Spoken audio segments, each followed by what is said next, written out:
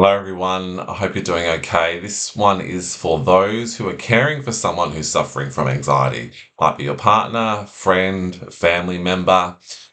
It was a suggestion from a viewer to do this video, and it's actually been in the back of my mind for a while, so hopefully you find it of use. Essentially, what I'm covering off here is to help people who don't have anxiety understand what it is, first and foremost, and then some tips on how you can actually support someone. It might be a partner, as I said, it could be a family member, it could be a friend, it doesn't really matter who. Um, Often what happens is I see people come to me in coaching, perhaps for other reasons, and they talk about how they're supporting a partner with anxiety, and they're sort of bewildered as to what's going on because obviously they're seeing their partner suffer. They're seeing the stress, they're seeing the overthinking, the overanalysis, the partner go through all the what ifs, maybe the physical distress that comes with it. And it's really hard for them to see. Maybe they see them get better for a bit, or it goes away, and they're just kind of, as the partner, hoping or doing the fingers crossed approach, hoping it never comes back again. But they don't really understand what's going on. So even though they might know it's anxiety, perhaps their partner's had some sort of diagnosis or they've at least been able to label it as anxiety, they don't really know what's going on. And it makes their ability to support that much harder because you sort of is seeing this suffering go on, this person suffering from this so-called condition, and they're hoping they get help. But again, they don't really know what's going on. So if we can demystify it for everyone and talk about the logical processes that come into play that cause anxiety, hopefully people can at least understand it a bit more, even if they don't know what it's like to feel it themselves. And they can understand what's going on so that they can then support them in the most helpful way, but also give themselves some reassurance and some understanding. So the first thing is that anxiety comes along for very logical reasons. Often when I, again, encounter people who are supporting others with anxiety, they think it's brain dysfunction. They think there's something wrong with this person's brain. It's something they could never avoid. It's just unlucky. It's some sort of wiring gone wrong in their brain. They don't often realize that there's a sequence of events that has occurred in this person's life to lead them to a point where they're understandably suffering from anxiety. If we maintain the first view, if you think it's just unlucky, it's just how they're wired, it's just their genetics, then that is actually very disempowering. And it's actually not the case because we can actually rewire our brain. We can change our thought patterns away from anxious thinking to non-anxious thinking. So again, the first thing is to understand that your partner has lived a sequence of events, not deliberately, but they've lived a life to a certain point that's now resulted them in experiencing a state of anxiety. The thing is, often it might have come on due to a specific trigger. So it might have been a work-related challenge, maybe as a family-related challenge. Maybe they've had anxiety for the first time when they've had a baby, when you've had a baby, when family situations have changed. Some sort of stressful event has come along and now they're experiencing anxiety. So it might be anxiety attacks, it might be panic, whatever it might be. But the thing is, that's just the straw, and it's not really broken, but the straw that breaks a camel's back, or the symptom, the final event that tips them over to the edge where their nervous system finally says, right, that's enough. I can't keep living like this. I'm tired. I'm fatigued. And that triggers all these nasty or unpleasant anxiety symptoms, which might be physical, mental, probably both. But the thing is, when we don't understand this, we think, oh, it's work. Well, if we fix work, then they'll be better. It's family. If we resolve the family situation, then they'll be better. Oh, it's a fear of flying. If we figure out how them to get comfortable with flying, help them figure out how to get comfortable with flying, they'll be better. But that's missing the complete point. Anxiety results, and this is the explanation as to why it comes along, because stress has accumulated on the body over weeks, months, and maybe even many years for this person that you love. They may not even be aware of any of this. So maybe they've watched some of my videos. I encourage you to get them to watch all my videos if they're unaware of it, if it's a helpful resource. But it doesn't matter if they're aware of it or not. They've lived a life and experienced stress. It might be stress from childhood. It might be stress through school, university, doing a trade, working, family events. It doesn't really matter what it is, but you know that if they've got anxiety now, they've experienced a cumulative amount of stress over time that's made their nervous system, which controls the flight or fight response, the flight, fight, or freeze response, also known as the stress response. It's made it really tired. So it's shifted from a normal, healthy stress response that reacts to physical threats to a high alert mode where it's constantly looking out for danger. And that's all that's happening. So if you think about for yourself when the stress response activates, we'll just say, I'm assuming you don't have anxiety, and so your stress response is functioning as you would expect it to. If a car's coming at you, you see a car coming at you 100 miles an hour on the street, and you're thinking, whoa, I'm at risk of getting hit, your nervous system will activate your stress response, the flight, fight, or freeze response, to give you a surge of adrenaline, a surge of stress hormone, cortisol, to give you the energy and the alertness. Your eyes will become emboldened, your hearing will become more sensitive so you can spot danger. You get all this energy in the body surging through to the muscles, oxygen pumping to the muscles, so you can escape the danger. You can survive. You can jump left or right in an instant, because at that point in time, the only thing that's important is your survival. So that's a normal stress response. That's what we all want to happen. The problem is with the person that you're supporting is they're getting that same response now simply because their nervous system is tired and fatigued because it's been absorbing stress for all these years. It's getting the same response to everyday challenges. It might be an email. It might be a what if question about money. What if I lose my job and I can't earn? Something that is not necessarily, there's no evidence that it's going to happen, but because their system is so tired, the body's like, right, well, if life is so stressful, you've been absorbing all this stress, there's been no outlets or not enough outlets over the years for the stress so the nervous system can self-regulate. The body's like, well, if life is really that dangerous, I'm going to now switch into high alert mode and I'm going to react to everything because that's what you've taught me to do. Now, no one's deliberately taught it to do that.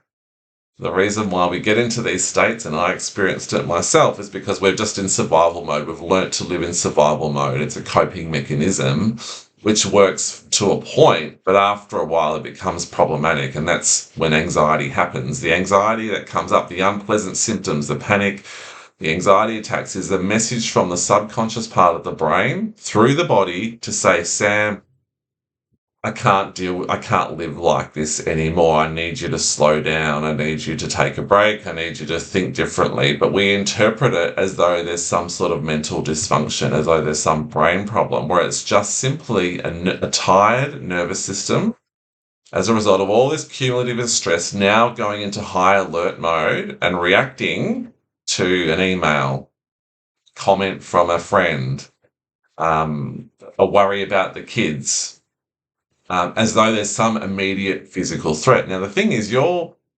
partner, loved one, might even realize that their worries or their fears are not necessarily fully logical or based in reality. And that's why it's really frustrating for someone who's suffering. On one sense, they kind of know there's no evidence that they're going to lose their job, that the plane's not going to crash, that spider's not going to hurt them, whatever it is, but they can't stop thinking about it. And that's where it gets really stressful. And that's where people get tired, frustrated. And if the person never gets that understanding, it's very hard to recover. So the good news is that anyone with anxiety can fully and completely recover. I've recovered myself fully. I've coached many people who have recovered. There'll be comments on lots of videos on this channel from people who have recovered or on their way to recovery. But we have to first understand what's happened to lead us to this state. So hopefully that makes sense for you as someone supporting someone with anxiety to at least understand, right, okay, I get it now. I might not even know what bits of their life contributed to the anxiety now, and it doesn't really matter. We just have to accept that their nervous system's tired and fatigued. So in order to recover, they've got to slowly calm the nervous system over time through their lifestyle, but also deal with the really difficult symptoms, physical symptoms of stress, the heart racing, the adrenaline, the stress hormone cortisol that fuels their negative thinking. Often we think about our loved ones, can't they just think straight? Why are they thinking so illogically? It's because their body, through this sensitized nervous system, this tired and fatigued nervous system, is screaming at them. Its heart's racing, the adrenaline surging to say, Sam, get involved in this email that you just got from work. Get involved in this unlikely scenario. And so it's not necessarily a problem with their brain. The problem they're experiencing is that their body is telling them to worry about this thing, and it's reacting as though there's a physical threat. And that's why it's very hard for them to make sense from a logic perspective of these scenarios or these triggers that they're worried about.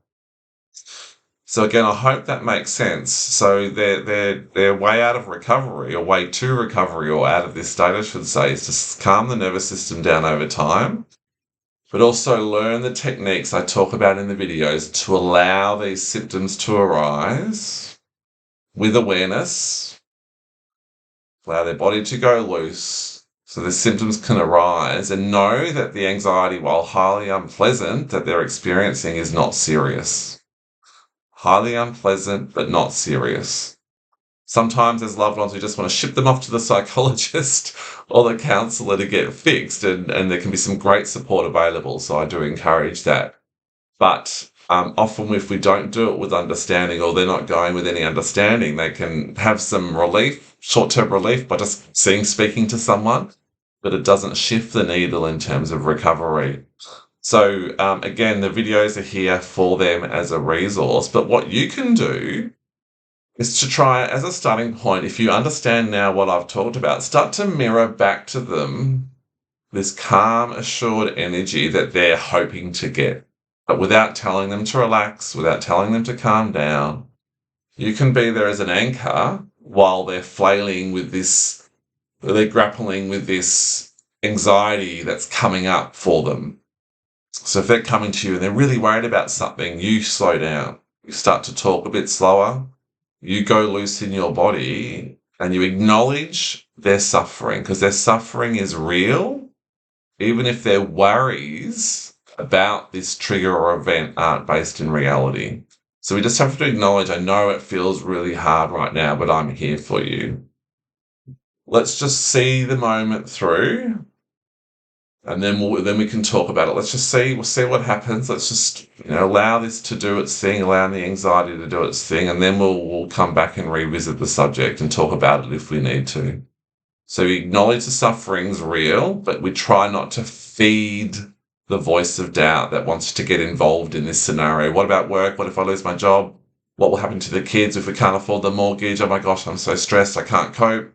So that's how it may manifest. And it's real. The suffering is absolutely real. So we want to be very gentle, at the same time, as best we can, not fuel it. Now, it's not easy for you to do that. You're seeing your loved one stressed, and you can only do your best. So just be gentle with yourself as well as you're learning to deal with this.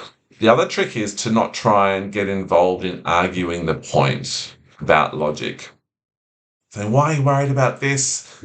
There's no evidence, the job will be fine. I don't know why you're worried about this. There's no point arguing about the trigger, because when they're flight or fight, their stress response is activated, and if they're not aware of it, their body's screaming at them to worry about this trigger. So it's very hard for them to have a logic-based conversation. What we're trying to do is allow the adrenaline that's surging in their body, that's causing the worries, to dampen down, and it will always come to an end. The adrenaline will always run out, and you've probably seen in them that at certain times I feel less worried about the same thing than at other times.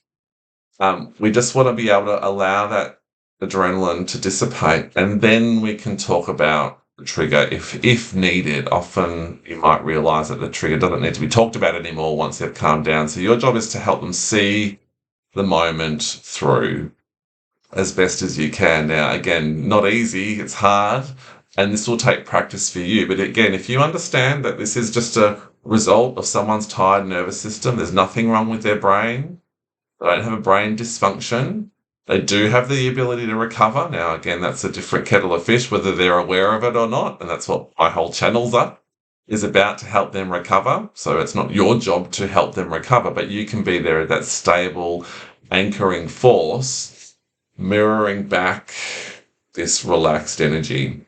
Now, we don't want to ever tell them to relax. All we want to do is ever help them slow down. For breathing slow, talking slow, walking slow, it's a lot harder to stay in that anxiety state. The more you can encourage them just to gently slow down, acknowledge where they're at, but without fueling or getting involved in the trigger or the scenario, then you're going to be on the front foot and you're already on the way to really helping them.